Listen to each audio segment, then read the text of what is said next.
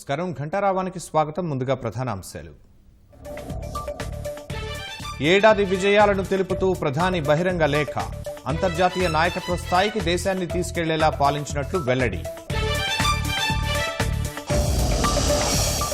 నేటి నుంచి అందుబాటులోకి రైతు భరోసా కేంద్రాలు. ఏడాది పాలన పూర్తయిన వేళ ప్రారంభించనున్న సీఎం జగన్.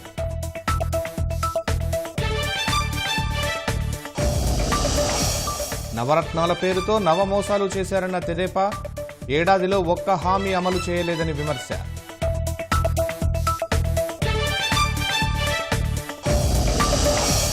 తిరుపతి కోటకొమ్మాల వీధిలో విషాదం. సిమెంట్ పెళ్లలు పడి బాలుడు మృతి.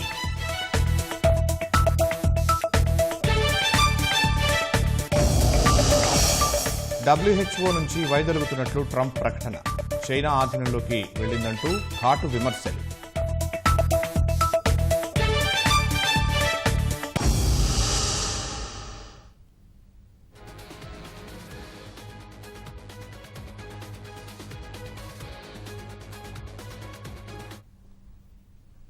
తిరుపతి కోటకొమ్మాల వీధిలో విషాదం నెలకొంది. సిమెంటు పెళ్లలు పడి 14 ఏళ్ల బాలుడు మృతి చెందాడు. భవనం కూలుస్తూ ఉండగా సిమెంటు పెళ్లలు ఎగిరిపడి రోడ్డుపై వెళుతున్న బాలుడిపై పడ్డాయి.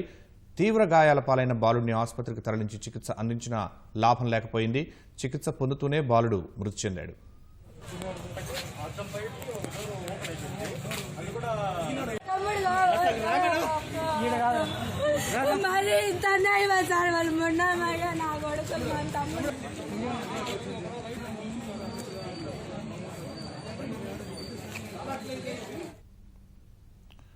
తిరుపతి కోటకొమ్మాల వీధిలో విషాదం నెలకొంది. సిమెంటు పెళ్లలు పడి 14 ఏళ్ల బాలుడు మృతి చెందాడు. భవనం కూలుస్తూ ఉండగా సిమెంటు పెళ్లలు ఎగిరిపడి రోడ్డుపై వెళుతున్న బాలుడిపై పడ్డాయి. తీవ్ర గాయాల పాలైన బాలుడిని ఆసుపత్రికి తరలించి చికిత్స అందించిన లాభం లేకపోయింది. చికిత్స పొందుతూనే బాలుడు మృతి చెందాడు.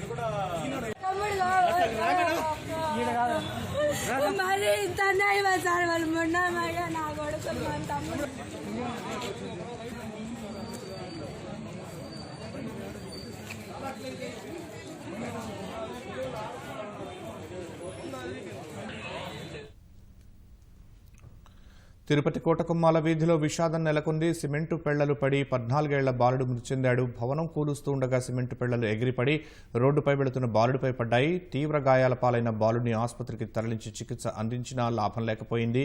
చికిత్స పొందుతూనే బాలుడు మృతి చెందాడు.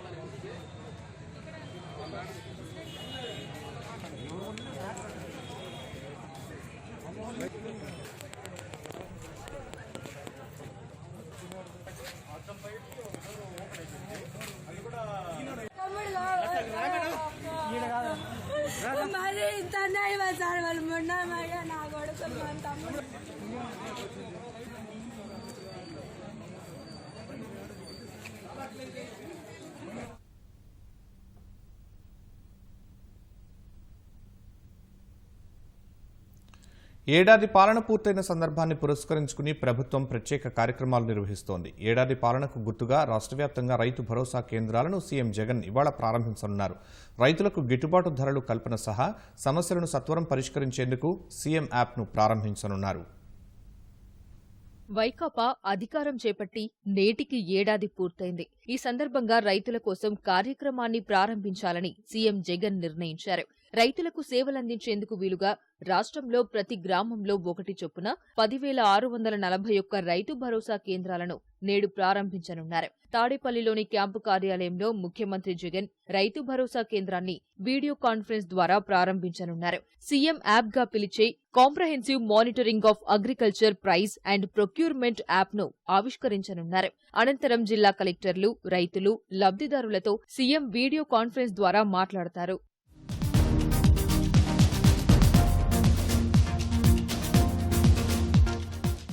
వ్యవసాయ సంబంధ సేవలన్నింటినీ గ్రామాల్లోనే రైతులకు అందించేందుకు వైఎస్సార్ రైతు భరోసా కేంద్రాలను గ్రామ సచివాలయాలకు అనుబంధంగా ఏర్పాటు చేస్తున్నారు. రైతు భరోసా కేంద్రాల్లో రైతులకు నాణ్యమైన విత్తనాలు, ఎరువులు, పురుగుమందులు సర్టిఫై చేసి ప్రభుత్వమే గ్యారంటీ ఇచ్చి విక్రయించనుంది. భూసార పరీక్షలు జరిపి రైతులు ఏ పంట వేస్తే ప్రయోజనమో సలహాలు, సూచనలు ఇస్తారు. ఈ కేంద్రాలకు అనుబంధంగా ఉండే అగ్రి షాప్స్ నుంచి వ్యవసాయ పనిముట్లు, పంటల సాగు పద్ధతులు, తెగుళ్ల నివారణోపాయాలు, మార్కెటింగ్ మెలకువలు నేర్పుతారు. ఏ గ్రామంలో ఎంతమంది రైతులు, కౌలుదారులు ఉన్నారో గుర్తించి ప్రభుత్వ రాయితీలకు సిఫారసు చేస్తారు.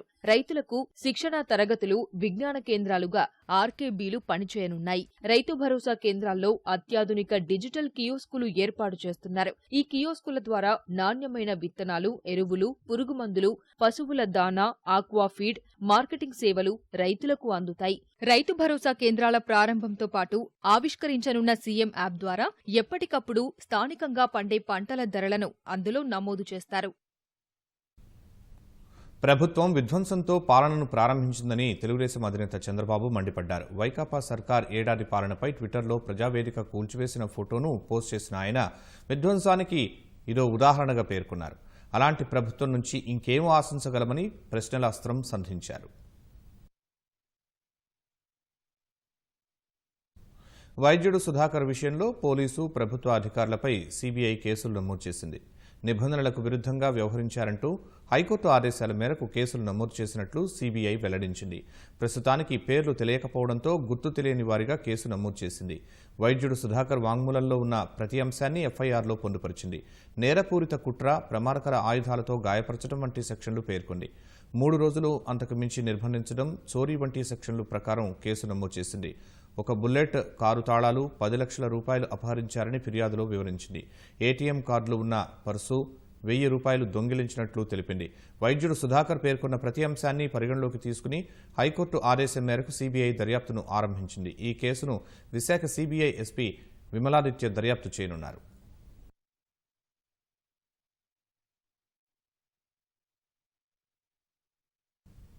భానుడి భగభగలతో అల్లాడుతున్న ఉత్తరాంధ్ర ప్రాంతానికి కాస్త ఉపశమనం లభించింది. శ్రీకాకుళం, విజయనగరం, విశాఖ జిల్లాల్లో అనేక చోట్ల భారీ వర్షం కురియగా పిడుగుపాటుకు గురై సిక్కోలులో 5 మృత్యువాత పడ్డారు. విశాఖ జిల్లాలో 1 చనిపోయారు. అధిక ఉష్ణోగ్రతలు, ఉక్కపోతతో ఇబ్బందులు పడుతున్న ఉత్తరాంధ్ర వాసులను వరుణుడు పలకరించాడు. నిన్న సాయంకాల సమయం నుంచి ఉరుములు మెరుపులతో పలుచోట్ల భారీ వర్షం కురిసింది.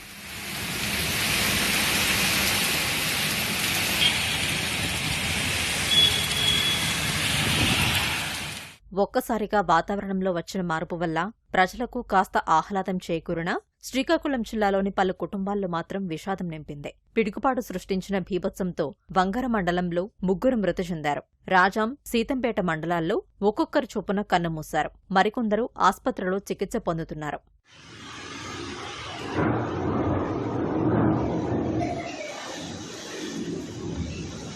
విజయనగరం జిల్లా వ్యాప్తంగా అరగంట పాటు ఓ మోస్తరు వర్షం కురిసింది. మెరకముడిదం మండలంలో ఉరుములు మెరుపులతో వాన పడింది. ఎండీఓ కార్యాలయం వద్ద కొబ్బరి చెట్టుపై పిడుగుపడడంతో ఆకులు పూర్తిగా కాలిపోయాయి. బలిజిపేట మండలం నారాయణపురంలో పిడుగుపాటుకు గేదె, దున్నపోతు మృతి చెందాయి. విశాఖ జిల్లా మాడుగుల మండలం చినబొడ్డరేవు గ్రామానికి చెందిన ఓ రైతు పిడుగుపాటుకు మృతి చెందాడు. విశాఖ నగరంలో ఉరుములు మెరుపులతో జల్లులు కురిశాయి.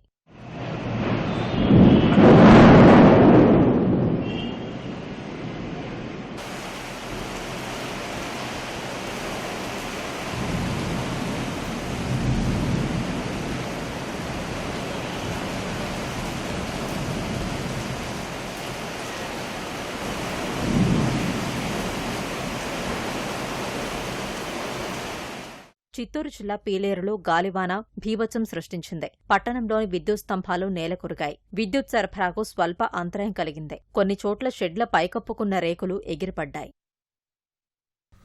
భారత్ను అంతర్జాతీయ నాయకత్వం వహించేలా చేయడమే లక్ష్యంగా తమ ఏడాది పాలన సాగిందని ప్రధాని మోదీ స్పష్టం చేశారు. ఎన్డీఏ సర్కార్ రెండోసారి అధికారం చేపట్టి నేటికి ఏడాది పూర్తయిన సందర్భంగా ప్రధాని మోదీ ప్రజలకు బహిరంగ లేఖ రాశారు. ఆర్టికల్ 370 రద్దు, రామమందిర వివాద పరిష్కారం, ట్రిపుల్ తలాక్ను నేరంగా పరిగణించడం, పౌరసత్వ సవరణ చట్టం తమ ఏడాది పాలనలో సాధించిన విజయాలుగా బహిరంగ లేఖలో మోదీ స్పష్టం చేశారు.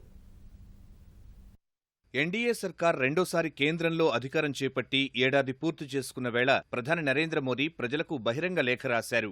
ఏడాది కాలంలో కేంద్ర ప్రభుత్వం సాధించిన విజయాలను బహిరంగ లేఖలో మోదీ వివరించారు. భారత్ను కొత్త శిఖరాలకు తీసుకెళ్లాలనే కలను నెరవేర్చేందుకు అంతర్జాతీయ నాయకత్వం వహించేలా చేసేందుకే తమను రెండోసారి దేశ ప్రజలు ఎన్నుకున్నారని మోదీ లేఖలో ప్రస్తావించారు. ప్రజల ఆకాంక్షలను నెరవేర్చేలా ఏడాది పాలనలో నిర్ణయాలు తీసుకున్నట్లు ప్రధాని తెలిపారు. జమ్మూ కశ్మీర్కు స్వయం ప్రతిపత్తిని తొలగించే ఆర్టికల్ 370 రద్దు ద్వారా భారత్ ఐక్యతా స్ఫూర్తిని మరింత ముందుకు తీసుకెళ్లినట్లు పేర్కొన్నారు. జమ్మూ కశ్మీర్ను 2 కేంద్రపాలిత ప్రాంతాలుగా గత ఆగస్టులో విభజించినట్లు గుర్తు చేశారు. రామమందిర అంశంలో సుప్రీంకోర్టు ఏకగ్రీవంగా వెలువరించిన తీర్పు శతాబ్దాలుగా జరుగుతున్న చర్చకు సామరస్య ముగింపును ఇచ్చినట్లు ఆయన గుర్తు చేశారు. తక్షణం ముమ్మారు తలాక్ చెప్పే అనాగరిక సమస్యను తాము చెత్తబుట్టలో వేసినట్లు మోదీ బహిరంగ లేఖలో ప్రస్తావించారు. తక్షణ ట్రిపుల్ తలాక్ను 3 ఏళ్ల వరకు జైలు శిక్ష విధించే నేరంగా మార్చుతూ తెచ్చిన చట్టాన్ని ప్రధాని గుర్తు చేశారు. భారత్ చుట్టుపక్కల ఉన్న 3 ముస్లిం మెజార్టీ దేశాల నుంచి భారత్కు వలస వచ్చిన ముస్లిమేతర శరణార్థులకు దేశ పౌరసత్వం ప్రసాదించిన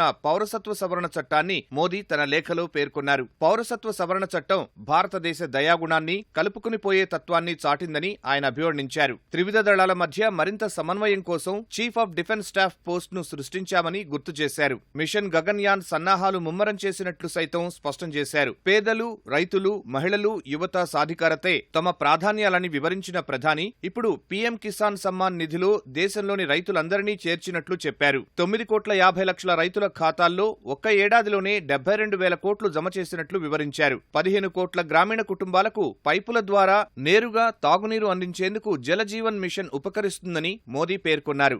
దేశంలో 50 కోట్ల పశువులు, జీవాల ఆరోగ్య రక్షణకు ఉచిత టీకా కార్యక్రమాన్ని అమలు చేసినట్లు వెల్లడించారు. దేశ చరిత్రలో తొలిసారి 60 ఏళ్లు పైబడిన రైతులు, వ్యవసాయ కూలీలు, చిరు వ్యాపారులు, అసంఘటిత రంగ కార్మికులకు నెలకు 3,000 పింఛనిచ్చే భరోసాను కల్పించినట్లు ప్రధాని తెలిపారు. బ్యాంకు రుణాలు అందించడంతో పాటు మత్స్యకారులకు ప్రత్యేక విభాగాన్ని తమ ప్రభుత్వం ఏర్పాటు చేసిందని చెప్పారు. నీలి ఆర్థిక వ్యవస్థకు ఊతమిచ్చేలా మత్స్యకార రంగం బలోపేతానికి అనేక చర్యలు చేపట్టినట్లు గుర్తు చేశారు.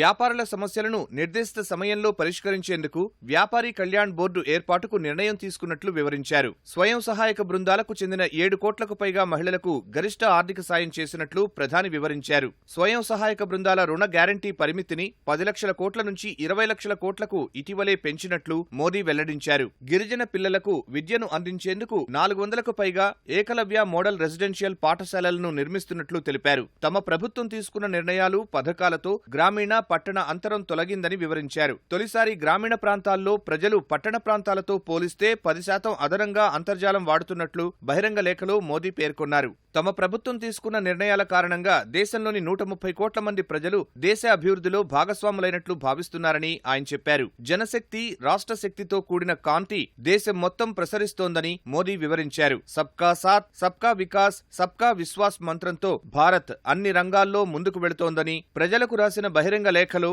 మోదీ పేర్కొన్నారు. అసామాన్యమైన ప్రజాదరణ, చెక్కుచెదరని చరిష్మా వెరసి అసాధారణమైన మెజార్టీతో రెండోసారి ఘన విజయం. ఇది మోదీ సారథ్యంలోని భాజపా ప్రస్థానం. ఇప్పుడు విజయ ప్రస్థానం మరో మైలురాయి దాటింది. నరేంద్ర మోదీ ప్రధానమంత్రిగా రెండోసారి ప్రమాణ స్వీకారం చేసి ఏడాది గడిచింది. మోదీ 2.0గా అభివర్ణించే ఈ సంవత్సర పాలనలో ఎన్నో కీలక సంస్కరణలు జరిగాయి. చరిత్రాత్మక నిర్ణయాలు వెలువడ్డాయి. మరికొన్ని ఒడిదొడుకులు ఎదురయ్యాయి. ఈ ఏడాది పాలనలో మోదీ ప్రభుత్వం పలు సవాళ్లు అధిగమించడంతో పాటు కొన్ని సమస్యలతో సతమతమైంది. ఈ క్రమంలోనే ఈ సంవత్సర కాలంలో మోదీ పాలన ఎలా సాగిందో ఓసారి అవలోకనం చేసుకుందాం.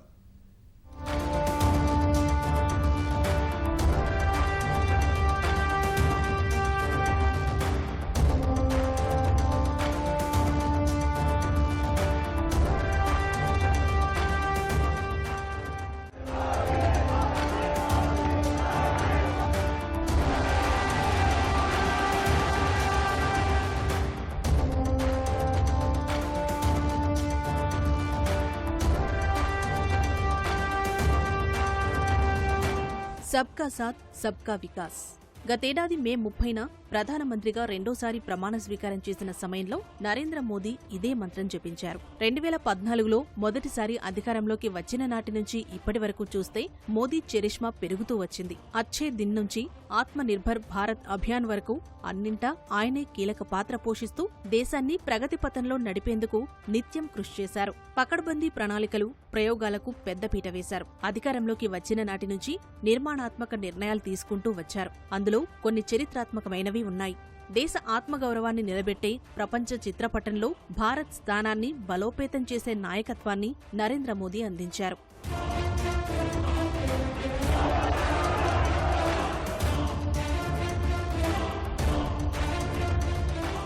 మోదీ 2.0 పరిపాలన ఆరంభం నుంచే దూకుడుగా సాగింది. కనీ విని ఎరుగని మెజార్టీ ఇచ్చిన విజయోత్సాహంతో మొదటి 6 నెలలు ఎవరూ కళ్లెం వేయలేకపోయారు. పార్టీ అధ్యక్షుడిగా ఉన్న అమిత్ షాకి హోంమంత్రి పదవి కట్టబెట్టి ప్రణాళికతో అనుకున్న లక్ష్యాలు చేరుకునే దిశగా మోదీ అడుగులు వేశారు. Swachh Bharat, make in India లాంటి కార్యక్రమాలకు మరింత ప్రాధాన్యతనిచ్చారు. పన్నుల సంస్కరణలో భాగంగా తీసుకున్న జీఎస్టీ నిర్ణయంతో మొదటి దశ పరిపాలనలో ఆర్థికపరంగా ఒడిదుడుకులు ఎదురయ్యాయి. రెండోసారి అధికారం చేపట్టే నాటికి ఆర్థిక వ్యవస్థ వృద్ధి రేటు మందగమనంలోనే ఉంది. కానీ ఎక్కడా వెనకాడకుండా 2024 నాటికి దేశ ఆర్థిక వ్యవస్థ విలువను $5 లక్షల కోట్ల స్థాయికి తీసుకెళ్లాలన్న భారీ లక్ష్యం నిర్దేశించుకున్నారు ప్రధాని మోదీ.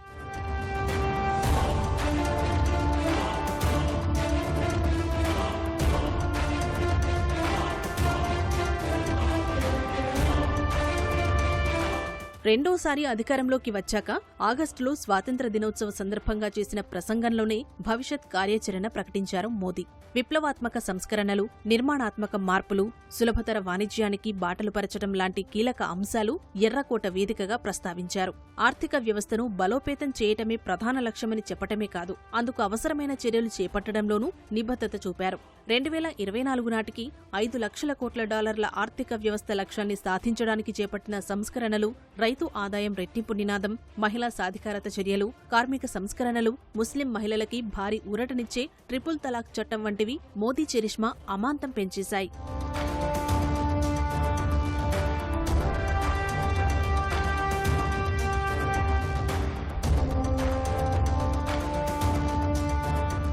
ఒకే దేశం, ఒకే రాజ్యాంగం కల తీరేలా ఆర్టికల్ 370 రద్దు, అయోధ్యలో రామమందిర నిర్మాణానికి సుప్రీంకోర్టు ఆమోదంతో మేనిఫెస్టోలో ఇచ్చిన హామీ నెరవేరే అవకాశం వచ్చింది. ఫలితంగా మోదీ 2.0 పరిపాలనలో ఇవే అత్యంత సానుకూల అంశాలయ్యాయి.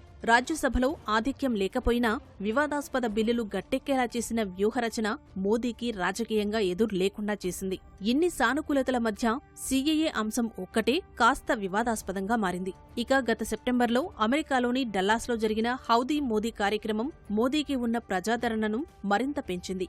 50,000 మంది ప్రవాస భారతీయులు ఈ కార్యక్రమంలో పాల్గొన్నారు. అమెరికా అధ్యక్షుడు డొనాల్డ్ ట్రంప్ గౌరవ అతిథిగా హాజరవడమే కాక మోదీ ఆహ్వానం మేరకు ఫిబ్రవరిలో ట్రంప్ భారత పర్యటనకు వచ్చారు. ఈ పరిణామాలతో ఇరు దేశాల మధ్య సంబంధాలు బలపడ్డాయి.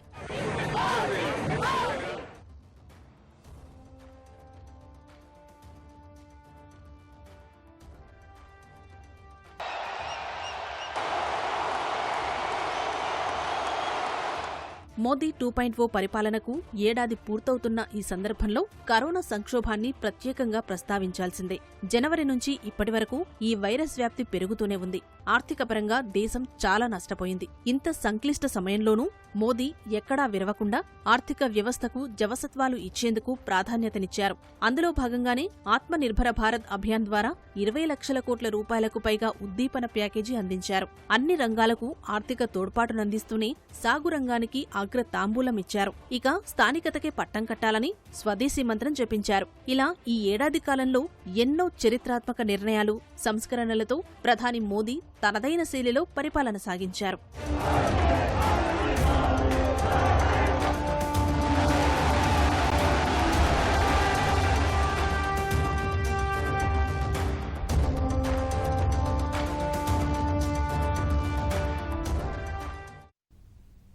చిత్తూరులోని గిరింపేటలో అర్ధరాత్రి ఏపీ విద్యుత్ ట్రాన్స్ఫార్మర్ల తయారీ కేంద్రంలో భారీ అగ్ని ప్రమాదం జరిగింది. ప్రమాదంలో దాదాపు 200 ట్రాన్స్ఫార్మర్లు అగ్నికీలల్లో చిక్కుకున్నాయి. కోట్లల్లో ఆస్తి నష్టం జరిగి ఉంటుందని అధికారులు అంచనా వేస్తున్నారు. సంఘటనా స్థలానికి చేరుకున్న అగ్నిమాపక సిబ్బంది 2 గంటల పాటు శ్రమించి మంటలను అదుపులోకి తెచ్చారు.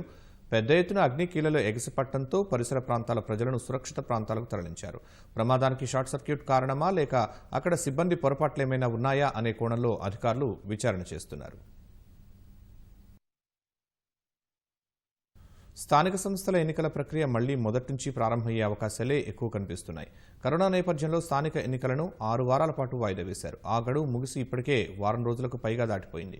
ఎన్నికల ప్రక్రియ 45 రోజులకు మించి నిలిచిపోతే నిబంధనల ప్రకారం మళ్లీ మొదటి నుంచి నిర్వహించాల్సి ఉంటుంది. అందువల్లే స్థానిక ఎన్నికలు మళ్లీ పునః ప్రారంభించాల్సి ఉంటుందని హైకోర్టు న్యాయవాది లక్ష్మీనారాయణ అభిప్రాయపడ్డారు.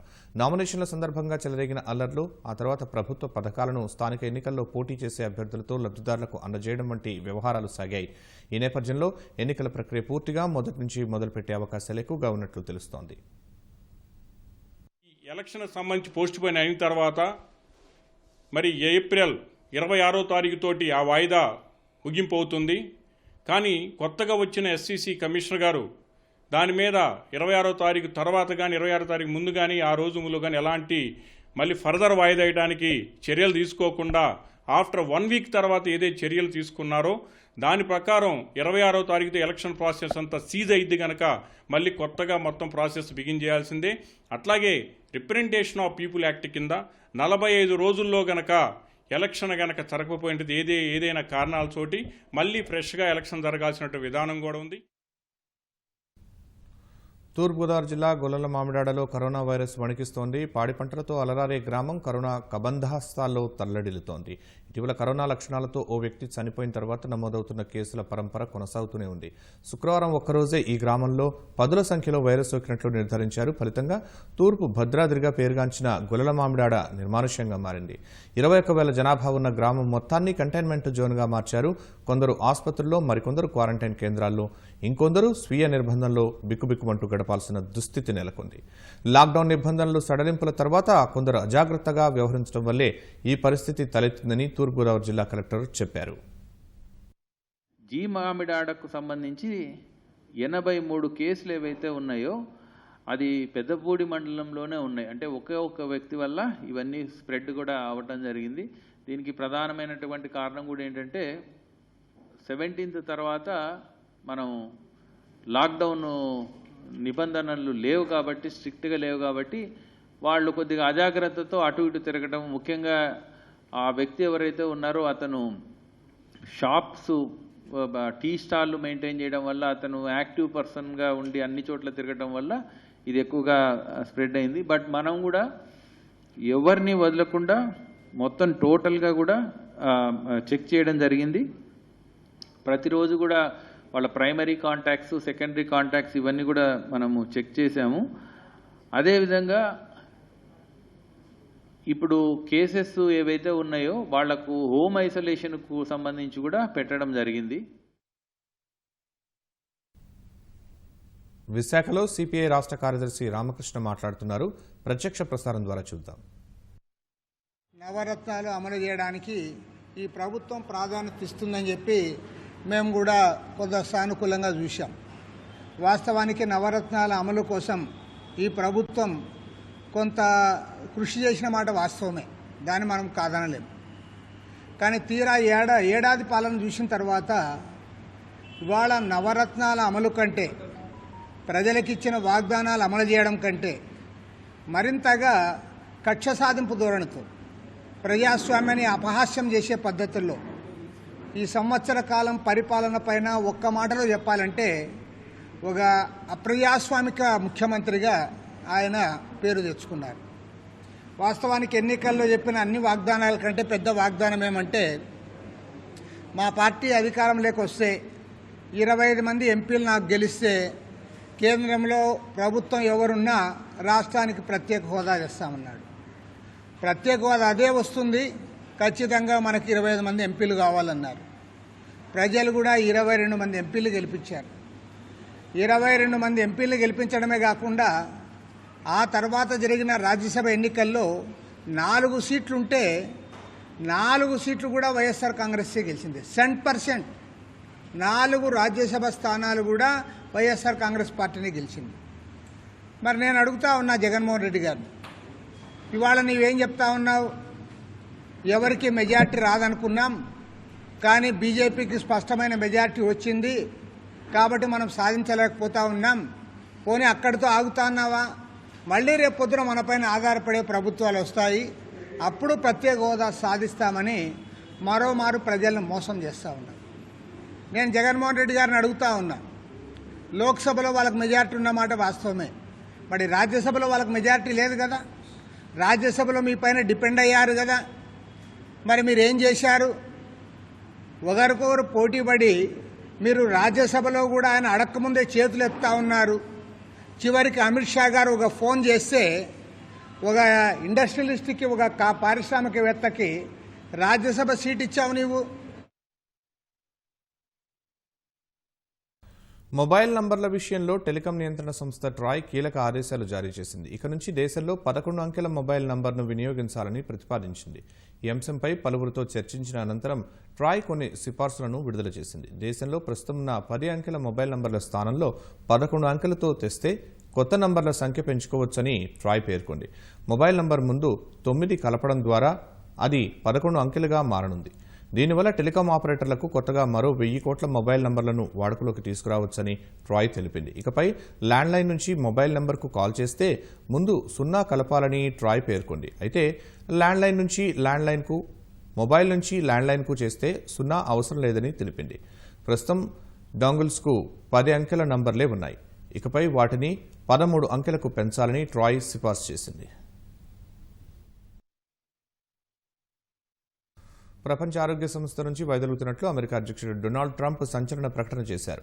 కరోనా వైరస్ విషయంలో WHO తీరుపై తీవ్ర విమర్శలు చేయడం సహా తాత్కాలికంగా నిధులు నిలిపివేస్తున్నట్లు గతంలో ప్రకటించిన ట్రంప్ తాజాగా ఆ సంస్థతో విడిపోతున్నామని ప్రకటించారు. WHO పూర్తిగా చైనా ఆధీనంలోకి వెళ్లిందని ట్రంప్ తీవ్రస్థాయిలో విమర్శించారు. తాము సంస్థలో సంస్కరణలకు ప్రతిపాదిస్తే ఎలాంటి స్పందన లేదని మండిపడ్డారు. ఫలితంగానే సంస్థ నుంచి తప్పుకుంటున్నామని ట్రంప్ వ్యాఖ్యానించారు. ప్రపంచ ఆరోగ్య సంస్థకు ఏడాదికి $450 మిలియన్ చేకూరుస్తున్నామన్న ట్రంప్ ఇప్పటి నుంచి ఈ నిధులను ఇతర ఆరోగ్య సంస్థలకు అందిస్తామని ప్రకటించారు. Total control over the World Health Organization, despite only paying $40 million per year compared to what the United States has been paying, which is approximately $450 million a year. We have detailed the reforms that it must make and engage with them directly, but they have refused to act. Because they have failed to make the requested and greatly needed reforms, we will be today terminating our relationship with the World Health Organization and redirecting those funds to other worldwide and deserving urgent global public health needs. కొన్ని క్షణాల్లో న్యాయ సేవ ప్రత్యక్ష ప్రసారం. నమస్కారం.